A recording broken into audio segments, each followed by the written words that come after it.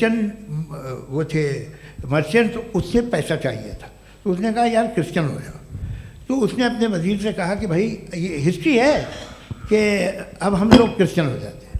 कहते सर हो जाएंगे, कोई प्रॉब्लम नहीं है, लेकिन एक प्रॉब्लम ये है कि 17 दिसंबर से 25 दिसंबर तक जो पेगन फेस्टिवल होता, जो पेगन्स थे वो लोग, जो फेस्टिवल होता है वो बंद हो जाएगा, इसलिए कि हम क्रिश्चियन हो गए तो होगा नहीं।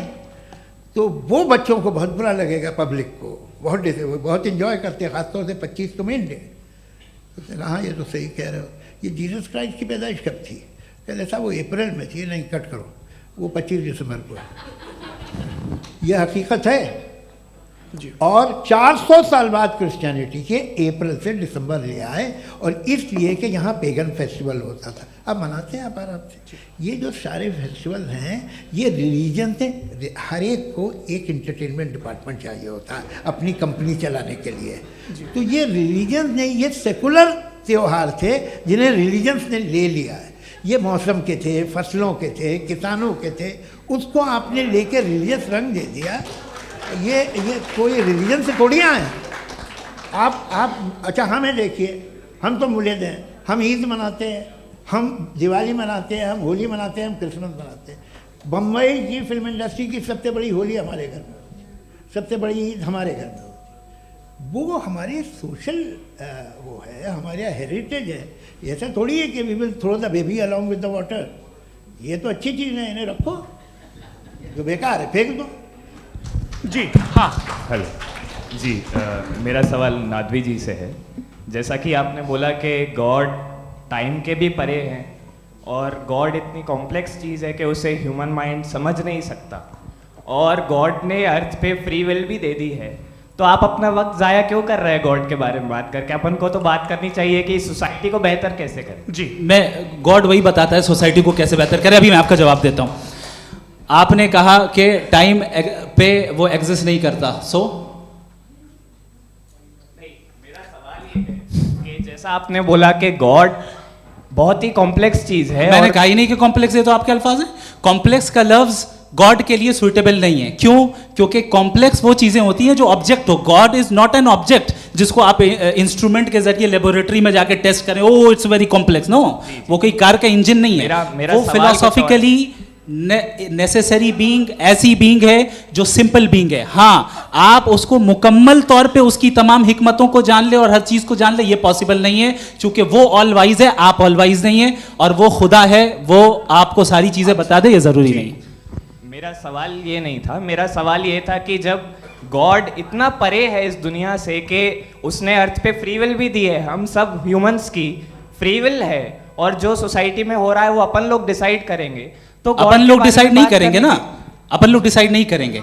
गॉड जो है, गॉड ने वो उसकी जात, उसकी एग्जिस्टेंस टाइम एंड स्पेस से परे है, लेकिन वो हमारा टेस्ट ले रहा है, और उसी गॉड ने हमें बताया कि तुम्हें क्या करना है क्या नहीं करना है। तो जाहिर है उस गॉड की बात सुनेंगे ना। जी, वो पीछे एक चश्मा लगाए जो मैम खड़ी हैं, उनको दीजिए। हाँ आप जी जी बिल्कुल आएंगे। देखिए मैं कोशिश कर रहा हूँ सब तरफ जाने की। हाँ उनको दीजिए माइक। जी हेलो सर, मैं ओमनी प्रेजेंट नहीं हूँ, टाइम पाबंद हूँ, और जहाँ तक कोशिश कर सकता हूँ करूँगा। जी अपना नाम बताइए। मेरा नाम उर्सुला है, मैं दिल्ली यूनिवर्सिटी की एक स्टूडेंट हूँ, और मैं स्टूडेंट फेडरेशन ऑफ इंडिया से हूँ। मेरा सवाल मुफ्ती जी से है कि इस हॉल के इस कमरे में बैठ के हम लोग रेप की मोरालिटी के बारे में फिलोसफिकली बात तो कर सकते हैं, बट असलियत ये है कि रोज़मर्रा की ज़िंदगी में औरतें रेप के थ्रू गुजरती हैं, और हम लोग सिर्फ नंबर्स पे इस तरह नहीं देख सकते, क्योंकि कितनी औरतें हैं इन कंट्रीज़ में जहाँ पे आप बता रहे हैं कि केसेस कम हैं, जिनका एक्सेस है कि वो जाके केस फाइल कर सकें। कितनी औरतें हैं जो जिनको काम करने की आज़ादी है उन कंट्रीज़ में। यूरोप में ये आज़ादी आ गई, यूरोप में ये रूल्स आ गए, तो हम आज उसके बारे में बात कर पा रहे हैं। जी जवाब। आपने ये कहा कि कमरे में बंद होकर हम लोग इस पर फिलोसफिकली बात कर सकते हैं, लेकिन हकीकत में क्या हो रहा है, वो ग्राउंड लेवल पे क्या हो रहा है, जो बहुत गलत हो रहा है, और वो सफ़र कर रही हैं। आई अग्री, बहुत गलत हो रहा है, और जो गलत हो रहा है उसको हमें रोकना है। और क्यों रोकना है, वो गलत क्यों है, हमारे पास इसका ऑब्जेक्टिव फाउंडेशन है, इनके पास उसका ऑब्जेक्टिव फाउंडेशन नहीं है। मैं ये कहना चाह रहा हूं कि जहां पे भी जुल्म हो रहा है, जहां पे भी औरत पे जुल्म हो रहा है, या उसकी इज्जत लूटी जा रही है, या उसे तकलीफ पहुंचाई जा रही है, और सिर्फ औरत नहीं, किसी इंसान के ऊपर भी जुल्म हो रहा है, तो उसके खिलाफ खड़ा होना, ये मॉरलिटी हमारे पास गॉड के पास से आई है। वरना जावेद साहब तो कह रहे हैं कि जो है मेजॉरिटी डिसाइड करेगी, तो मेजॉरिटी तो कभी भी बदल सकती है। क्या आप हाँ। ये थोड़ी सी आपको गलतफहमी है। मैं अगर मेरे जुमले से ये मदनत निकला या मैंने कहा तो ये जुमला मैं वापस लेता हूँ, ये मेरा मतलब ही नहीं था कि मेजॉरिटी डिसाइड करेगी। मेजॉरिटी डिसाइड करे तो दुनिया में बड़ी वैसे आपने कहा था ये जुमला, अच्छा हो सकता है, मैं मान रहा हूँ। बाद में रिकैप कर लेंगे। अरे बाएं मेरे हाथ। भाई, एक जी, सेकंड मैं अपनी एक्सप्लेनेशन देता हूँ। मुनासिब बात यह है कि हम सब के सब दिल में जानते हैं कि क्या अच्छा है क्या बुरा है, हमें पता है अच्छी तरह से। जो लोग बुरे काम करते हैं उन्हें भी मालूम अच्छा क्या है। यही तो सवाल था हजरत कि फिर ये मोरालिटी आई कहाँ से? क्रॉस एग्जामिनेशन, हाँ जी हाँ जी। मोरालिटी साथ रहने की डिजायर से आई है। यानी साथ रहकर जो कुछ कह दे, जो कुछ कर दे, वो हो जाएगा? नहीं नहीं, तो आप कायदे से रही कर सकते हैं जब तक लोगों में मोरालिटी हो, वरना क्यास हो जाएगा। ये आपको कैसे पता? जी हमने देखा ना, जहाँ मोरालिटी का क्यास हो गया, हम देखते हैं। कहाँ पे देखते भाई हैं? तो दुनिया में आप जो ये- कह रहे हैं, आप ये- एक अभी कहीं मैं पे आप अगर लोगों गलत को हो रहा है इस बहस तो के उसको बाद आप में आप गलत लोगों देखिए। को आप क्या- सर मुफ्ती आप साहब, मैं- एपिस्टेमोलॉजी मुफ्ती की साहब, बात मुफ्ती कर रहे हैं, मैं साहब, ऑन्टोलॉजी अरे की बात मुफ्ती कर रहा साहब, हूँ। मैं इस बहस के फाउंडेशन बाद क्या आप है? दोनों लोगों को चाय पे फाउंडेशन होस्ट करूंगा, वहां पे क्रॉस एग्जामिनेशन कर लीजिएगा। अभी ऑडियंस का हक मार रहे हैं आप लोग भाई, सर। जस्ट लोग हैं आप लोग। और ये भाई ये एक हाँ बच्चे- उधर उधर आएंगे, उधर इनको आएंगे। भी। जी सर आएंगे आएंगे। अच्छा सर मेरा नाम लईकुर रहमान है और मैं अलीगढ़ मुस्लिम यूनिवर्सिटी का स्टूडेंट हूँ। और जहाँ तक मुझे पता है कि sir you are also product of Aligarh Muslim University. मैं भी उसी चमन का बुलबुल हूँ। हाँ सर, तो बड़ी खुशी हुई मुझे जान करके कि मैं आपसे मिलूंगा। सवाल सर मेरा सवाल यह है, सर सैयद अलैहि रहमा का नज़रिया यह था कि खुदा के वजूद को अक़ल के दायरे में रह कर के तलाश करना, न कि पूरी तौर से उसका इनकार कर देना। Sir how will you define it? नहीं तो ये तो आप इन्हें बताइए। ये सर, असल सवाल में है आपसे। कि खुदा का वजूद साबित कर रहे हैं। नहीं तो तो सर आपने सर सैयद इनकार ने क्या किया? कर रखा है, इस वजह से मेरा क्वेश्चन उन्होंने आपसे। यही एक सेकंड, सर सैयद ने यही कहा ना कि जी। अक्ल से आप खुदा के वजूद को हाँ। साबित नहीं कर सकते, यही कहा ना भाई। वो उन्होंने कहा कर सकते हैं और वो कर दिया गया आज। हाँ, वो फोन दो। तलाश करना या साबित करना अक्ल से अक्ल से नहीं सर हो सर अरे सवाल तो सुन लीजिए जी। अक्ल से नहीं हो सकता है, यही कहा ना आपने। अक्ल से हो सकता है। अरे वो यही कह रहे हैं भाई, आप बता रहे हो सकता है, वो तो कुछ और।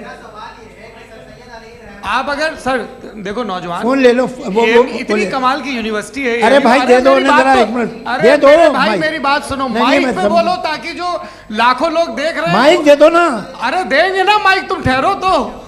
हाँ सर मेरा सवाल ये था कि सर सैयद अलैहि रहमा का एक नज़रिया था अपना कि खुदा का जो वजूद है उसको अक़ल के दायरे में रह करके तलाश करना है, न कि पूरे तौर से इनकार कर देना है। ये उनका कॉन्सेप्ट था। लेकिन मेरा सवाल ये है कि आप इसको कैसे डिफाइन करते हैं, एक्सप्लेन कैसे करेंगे? मैं आपसे मैंने जानना अक़ल चाहता के दायरे हूँ, में क्योंकि you are the product of Aligarh Muslim University. मुझे अक़ल के दायरे में रख के मैंने बहुत तलाश की, मुझे मिला नहीं। हाँ ये इधर उधर वो चश्मा लगाए जो, हाँ उनको दे दीजिए। जी जी फटाफट पूछिए, बस 5 मिनट है, 5 मिनट में खत्म हो रहा है। हाँ अस्सलाम वालेकुम मुफ्ती साहब। एंड मेरा सवाल जावेद अख्तर साहब से। क्या नाम है आपका? अरे भैया सब मुझे तो पूछ रहे हो यार। हाँ। फैज फैज पूछिए फैज साहब। तो मेरा सवाल ये है कि अभी जो एथियस्ट है वो problem of evil argument use कर रहे हैं अगेंस्ट मुस्लिम्स, राइट? कि इस दुनिया में इतना सारा ईविल है और अगेंस्ट मुस्लिम तो यहाँ अगेंस्ट थियस्ट। हाँ थोड़ा सा करेक्ट कर लीजिए भाई, पूरी मशक्कत ही इसी बात की थी कि किसी एक मजहब पे बात ना टिके। जी, तो बेसिकली ये आर्ग्यूमेंट ऐसा है कि इस दुनिया में इतना ज़्यादा ईवल एग्जिस्ट करता है और अगर एक ऑल गुड गॉड है तो वो रोकता क्यों नहीं है?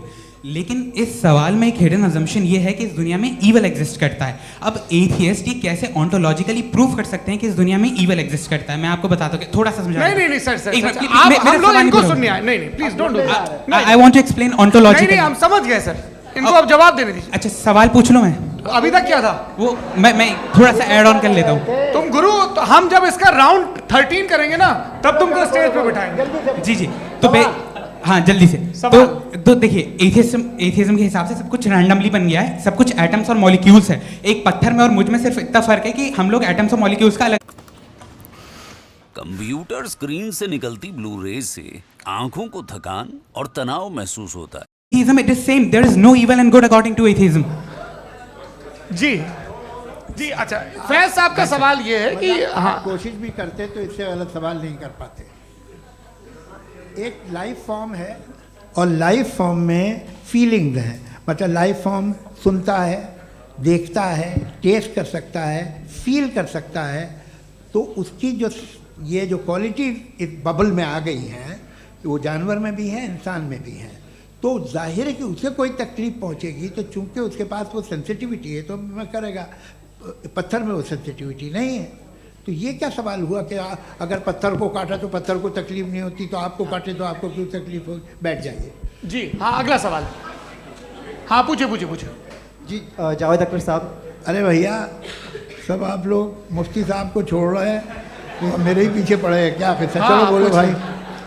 You asked how God can exist when children die in Gaza. हाँ, You asked how God can exist when children die in Gaza, and you also mentioned the rise of atheism in Europe.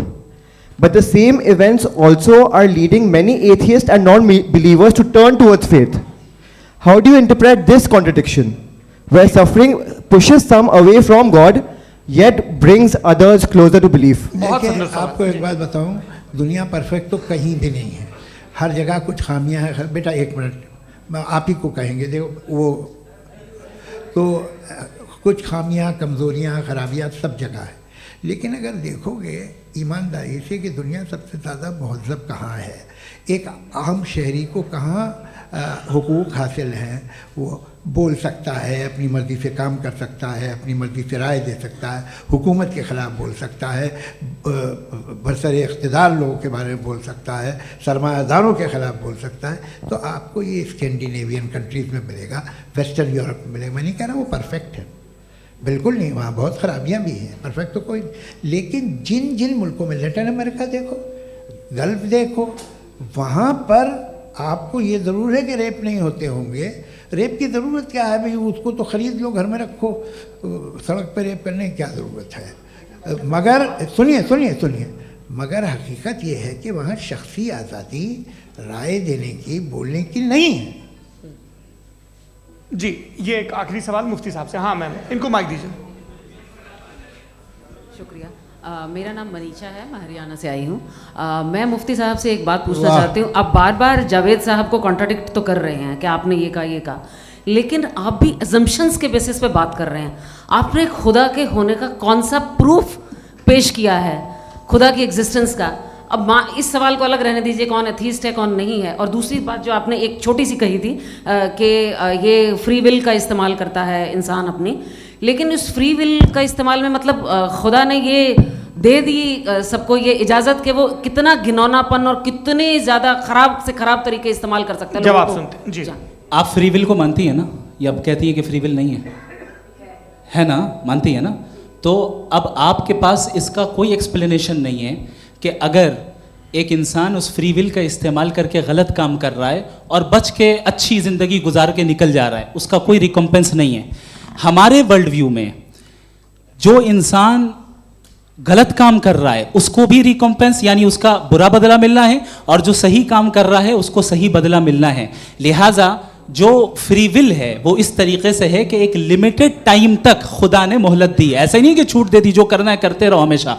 वक्त आएगा जब exam का time खत्म होगा तब result आएगा, दौराने exam जबरदस्ती आपको नहीं बताया जाएगा। अरे भाई एक सेकंड, जी, एक सवाल मुफ्ती साहब से मेरा, मुफ्ती साहब से जी, एक सवाल। हाँ, मैं भी- हाँ, हाँ, मुफ्ती हाँ, साहब, मैम एक प्लीज, एक सेकंड रुक जाइए, आपसे फोन, आप इसके बाद पूछ आपसे लीजिएगा, माइक यहीं छीन रहेंगे वो। चुका। हाँ बोलिए। मैं मुफ्ती मैम, साहब एक एक ही सेकंड। सवाल करता हूँ जी।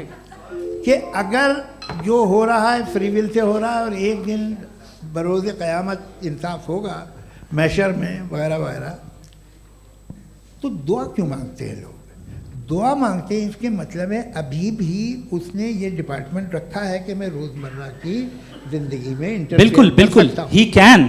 तो तुम कैन हो, तुम मुझे नौकरी दिला देते हो, मेरे बेटे को ग्रीन कार्ड दिला देते हो, और 45,000 बच्चे मरते हो उन्हें रोकते नहीं हो। नहीं तो क्या आप ये कह रहे हैं कि इस दुनिया में जालिमों को कभी पकड़ ही नहीं होती है? अरे जो भी पकड़ होगी वो बच्चे रोते हैं। बिल्कुल, देखिए वो मैंने औरतें अपने रोती हैं ओपनिंग जिनके बच्चे स्टेटमेंट में मरते हैं। यही कहा था आप कि मुझे जनाब नौकरी जावेद दिलवा साहब सिर्फ रहे हैं, इमोशनल मेरी आर्गुमेंट बेटी की जैसे दिस इज सही एन जगह इमोशनल शादी करा रहे हैं। आर्गुमेंट। ये छोटे मोटे देवियों काम और इसके सज्जनों, पीछे देवियों और इसके सज्जनों, पीछे का रीजन मैंने बताया क्या है, देखिए इसके मैं पीछे का बार-बार यहाँ विजडम क्या है पर मैंने बताया। मंच से आप लोगों को सज्जनों इसलिए कह रहा हूं ताकि थोड़ा सा आपके कॉन्शियंस पे जोर रहे कि आपको ऑर्डर बचा के रखना है। वक्त तय हुआ था, ये वक्त पूरा हुआ, आपने इतने धैर्यपूर्वक सुना, मैं आप सबका बहुत बहुत शुक्रगुजार हूं। यदि इन दोनों विद्वानों की इच्छा होगी तो कभी हम इस बातचीत का राउंड 2, राउंड 3, यही तो देखिए खूबी है इंसान की कि बहस मुबाहसे में वो पड़ा रहता है। आप लोगों ने बड़े धैर्य का परिचय दिया, बहुत बहुत शुक्रिया। इसी के साथ ये बातचीत यहाँ पे आप समाप्त लोग को होती है। मैं एक बात बता दूं, ये सारी बहस हो गई, अब मुफ्ती साहब और बड़े मुफ्ती साहब इन साथ के साथ मैं खाना खाने वाला हूँ।